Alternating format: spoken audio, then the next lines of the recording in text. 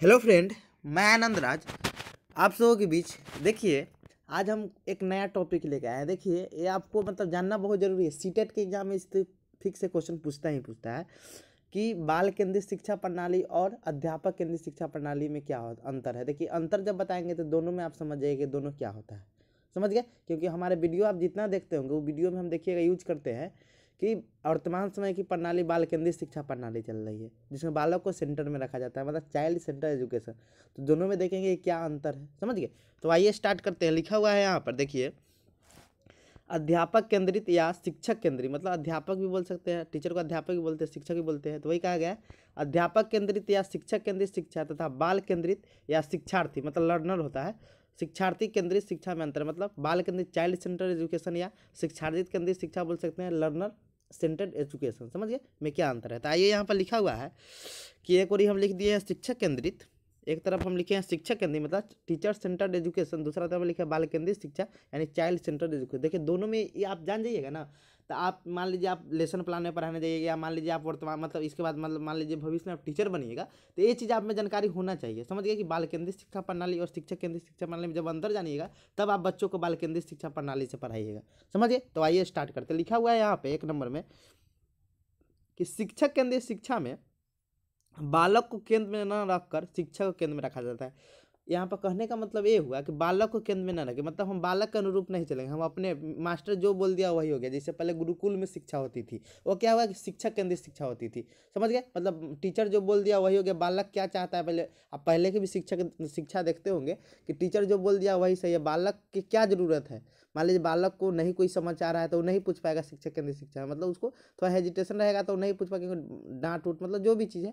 समझ गए? तो वही कहा जा रहा है कि शिक्षक केंद्रित शिक्षा में बालक को केंद्र में न रखकर शिक्षक को केंद्र में रखा जाता है, यानी टीचर जो चीज़ पढ़ा दिया, जो चीज़ कर दिया वही हो गया। इधर लिखा हुआ है बाल केंद्रित शिक्षा में बालकों के केंद्र में रखकर शिक्षा दी जाती है। यह करने का मतलब बालक की क्या चीज़ की जरूरत है, जो चीज़ बोलेगा कि नहीं सर हमको कहानी के माध्यम से पढ़ाइए, तो उसको कहानी के माध्यम से आपको पढ़ाना होगा। बालक बोलेगा कि हमको खेल के माध्यम से पढ़ाना है, तो आपको खेल के माध्यम से पढ़ाइए। जैसे बालक बोले आपको कैसे उसको पढ़ाना है। समझ गए? एनसीएफ 2005 में यही कहा गया है कि बच्चों के उनके अनुभव से जोड़ते हुए पढ़ाना है, जो उनके वास्तविक जीवन से जोड़ के पढ़ाना है। समझ गए? तो वही चीज़ है, मतलब बालक के अनुसार हमको चलना है बाल केंद्रित शिक्षा प्रणाली में, इतना समझिए। आइए अब दूसरा पॉइंट देखते हैं। लिखा हुआ है अध्यापक केंद्रित शिक्षा में शिक्षक निर्देश देते हैं, आपको निर्देश देंगे। समझ गए? कि बोल देंगे ये चीज़ आपको करना है, इंस्ट्रक्शन देंगे कि आपको ये चीज़ करना है। इधर लिखा है कि बाल केंद्रित शिक्षा प्रणाली में अध्यापक छात्र को सीखने का अवसर प्रदान करते हैं, मतलब सुगमकर्ता के रूप में भूमिका निभाते हैं। आपको बोलेंगे सीखने का अवसर देंगे, जहाँ पे आप गलती थोड़ा अति कीजिएगा तो वहाँ एकदम मतलब सुगमकर्ता आपको मतलब सहयोगकर्ता के रूप में, सुगमकर्ता के रूप में वहाँ भूमिका निभाएंगे। तो याद रखिएगा कि अध्यापक केंद्रित शिक्षा प्रणाली में क्या होता है कि मेरा जो टीचर होता है वो निर्देश देता है, और बाल केंद्रित शिक्षा प्रणाली में क्या होता है कि बालक क्या होता है, जो टीचर क्या होता है कि वो सहयोगात्मक मतलब सहयोग या क्या उसको बोलते हैं कि सुगमकर्ता के रूप में भूमिका निभाता है, मतलब अवसर बालक को उपलब्ध करा देगा। और उसके बाद मान लीजिए कोई बालक गड़बड़ कर मतलब गलती हो जा रहा है तो उसको क्या है, एक सुगमकर्ता या सहयोगकर्ता के रूप में भूमिका निभा करेगा। समझ गए? आइए तीसरा पॉइंट देखते हैं। तीसरा पॉइंट लिखा हुआ है कि शिक्षक केंद्रित शिक्षा में बालकों का उचित अवधारणात्मक कंसेप्चुअल विकास नहीं करा होता है। देखिए, वहाँ पर रटवाया जाता है, रटन प्रणाली चलता है। समझ गए? तो वहाँ पर उसका कंसेप्ट मतलब कोई समस्या उसको दे देगा तो नहीं कर पाएगा। मतलब अवधारणात्मक का मतलब होता है कि उसमें मतलब कोई कंसेप्ट उसमें नहीं आ पाएगा। समझ गए? इधर लिखा है कि बाल केंद्रित शिक्षा पद्धति में बच्चों के अवधारणात्मक विकास के लिए आवश्यक, मतलब जो बाल केंद्रित शिक्षा प्रणाली है बालकों के लिए अवधारणात्मक विकास मतलब कंसेप्चुअल विकास उसमें होता है। कोई समस्या दीजिएगा तो उसको हल करने की कोशिश करेगा। समझे? ये चीज़ है।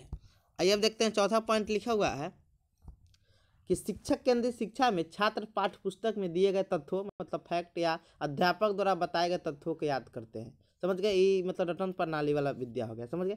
इधर लिखा हुआ है कि बाल केंद्रित शिक्षा में छात्र स्वयं ही ज्ञान का निर्माण करते हैं, जो उनके विद्यालय में या विद्यालय से बाहर प्राप्त अनुभव पाते हैं। मतलब टीचर उसको विभिन्न एक्टिविटी के माध्यम से सिखाते हैं कि आप एक्टिविटी कीजिए और अपने ज्ञान का निर्माण कीजिए, मतलब बाल केंद्रित शिक्षा प्रणाली में। और शिक्षक केंद्रित शिक्षा प्रणाली में क्या होता है कि उसमें मास्टर बोल दिया ये चीज़ पढ़ लो, चाहे जो चीज़ है वो चीज़ बोल देता है पढ़ने के लिए, जो पाठ्य पुस्तक में जो चीज़ है उसको याद कर लो। समझ गए? तो ये शिक्षक केंद्रित है। बाल केंद्रित में बालक अपने से शिक्षा का क्या करता है, ज्ञान का निर्माण करता है, जो विभिन्न एक्टिविटी के माध्यम से जो उसके दैनिक जीवन में जो चीज़ है वही लिखा है कि उनके विद्यालय या विद्यालय से बाहर प्राप्त अनुभव पर आधारित होता है। आइए 5वां नंबर पॉइंट देखते हैं। लिखा हुआ है कि शिक्षक केंद्रित शिक्षा प्रणाली में शिक्षक सर्वोपरि होता है, मतलब शिक्षक ही सबसे बड़ा, सर्वोपरि मतलब कि वही मतलब है सबसे बड़ा, समझ गए। इधर लिखा है बाल केंद्रित शिक्षा में बालक का आवश्यकता, रुचि एवं क्षमता को ध्यान में रखा जाता है। मतलब बाल केंद्रित शिक्षा प्रणाली में क्या है कि बालक को क्या किया जाता है कि मतलब केंद्र में रखकर उसकी आवश्यकता, रुचि एवं उसकी क्षमता के अनुसार पढ़ाया जाता है। मान लीजिए कोई बालक कमजोर है तो उसके क्षमता के अनुसार पढ़ेंगे, कोई तेज है तो मतलब क्या है कि मतलब व्यक्तिगत और सामूहिक, मतलब बाल केंद्रित शिक्षा प्रणाली में क्या होता है कि व्यक्तिगत और सामूहिक दोनों प्रकार से पढ़ाया जाता है, समझ गए। और इसमें पढ़ाया जाता है शिक्षा केंद्र सिर्फ सामूहिक पढ़ाया जाता है, व्यक्तिगत नहीं पढ़ाया जाता। ये आगे हम आपको नोट करवा देंगे, समझ गए। आइए अब देखते हैं शिक्षा केंद्रीय, वही चीज़ है, दूसरा पेज में है, लिखा हुआ है 6ठा नंबर, शिक्षा केंद्रित शिक्षा के शैक्षिक कार्यक्रम पूर्व नियोजित है। पहले से नियोजित है, आपको क्या पढ़ाना है, क्या चीज़ करना है, समझ गए। लेकिन लिखा है बाल केंद्रित शिक्षा में शैक्षिक कार्यक्रमों का मुख्य आधार विद्यार्थी होता है। मतलब विद्यार्थी बोला कि नहीं सर आज ये नहीं कराना है, अब ये चीज़ पढ़ाई तो वैसे ही पढ़ाना होगा। मतलब पूर्व नियोजित नहीं होता है कि हमको ये चीज़ पढ़ाना है, मतलब विद्यार्थी के अनुसार हमको चलना है, समझ गए। आइए अब देखते हैं 7वां पॉइंट, लिखा हुआ है शिक्षा केंद्रित शिक्षा में शिक्षण सामग्री केवल प्रदर्शन के लिए होता है। देखिए शिक्षा केंद्रित शिक्षा में जो होता है ना, शिक्षण सामग्री जो भी चीज़ है, जो भी सामग्री है, वो क्या होता है कि सिर्फ प्रदर्शन दिखाने के लिए होता है, समझ गए। इधर लिखा है बाल केंद्रित शिक्षा प्रणाली में तरह तरह की सामग्रियाँ उपकरण कक्षा में उपलब्ध रहते हैं और बच्चे इनका इस्तेमाल करते हैं, मतलब प्रयोग करके देखते हैं, समझ गए, मतलब विभिन्न एक्टिविटी के माध्यम से। आइए अब देखते हैं 8वां नंबर है कि शिक्षा केंद्रित शिक्षा प्रणाली में मूल्यांकन सतत एवं व्यापक नहीं होता। सतत मतलब होता है कंटिन्यू, और व्यापक मतलब बहुत सारे अथी का, पहलू का, मतलब समझ गए, सारे पहलू का जब मूल्यांकन करते हैं उसे सतत एवं व्यापक मूल्यांकन कहते हैं।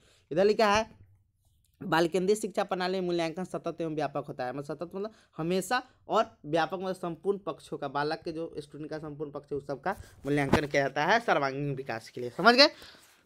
आइए अब देखते हैं 9वां नंबर, लिखा हुआ है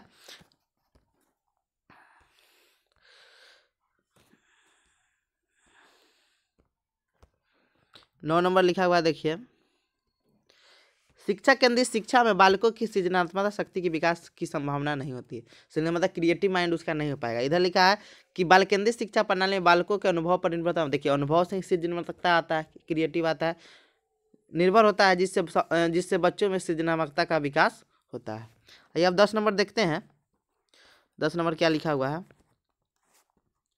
10 नंबर लिखा हुआ है कि शिक्षा केंद्रित शिक्षा में बालकों में स्वावलंबन मतलब जो अपने से सब काम करते हैं, समझ गए। स्वावलंबन उसको बोला जाता है, जैसे महात्मा गांधी अपने से सब काम करते थे उनको स्वावलंबी बोला जाता है। स्वावलंबन मतलब होता है जो स्वयं अपने से काम करे, समझ गए।